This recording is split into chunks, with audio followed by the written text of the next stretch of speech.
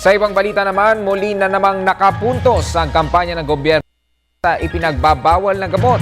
Ito ay matapos makumpiska ng mga tauhan ng NBI at ng Food and Drug Administration ang mga ilegal na droga sa lungsod ng Maynila. Si Noel Perfecto ang ating tagapagbalita. 8 outlets ng mga peke imported na gamot mula sa China ang pinasok ng pinagsanib na puwersa ng National Bureau of Investigation at ng Food and Drugs Administration sa Santa Cruz, Manila. Iba't ibang klase ng tinaguriang Asian multivitamins, enhancers, slimming medicines at iba pang mga pampalakas, pampaganda, pampaputi ng mga gamot na sila lamang ang may kakayahang magbenta. Ayon kay Attorney Emil Pulig, Regional Field Officer ng FDA, matagal na rin binabantayan ng mga otoridad ang mga lugar na dinadayo pa ng iba't iba mga foreigners para sa kanilang pangangailangan. Hindi natin ma-sure kung yung produkto ay safe, no? At of quality.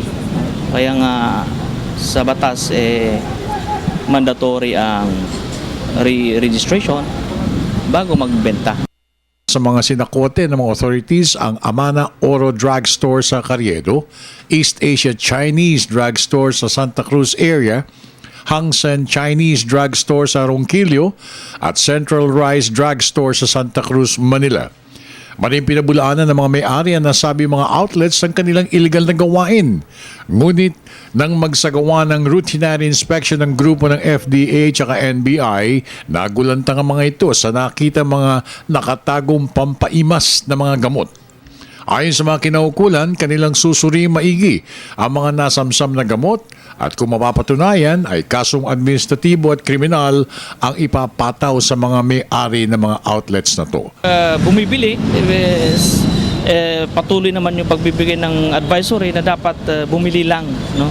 So, ng mga produktong yun nga may prior registration sa FDA at dapat bumili rin sa mga sa mga outlet na lisensyado.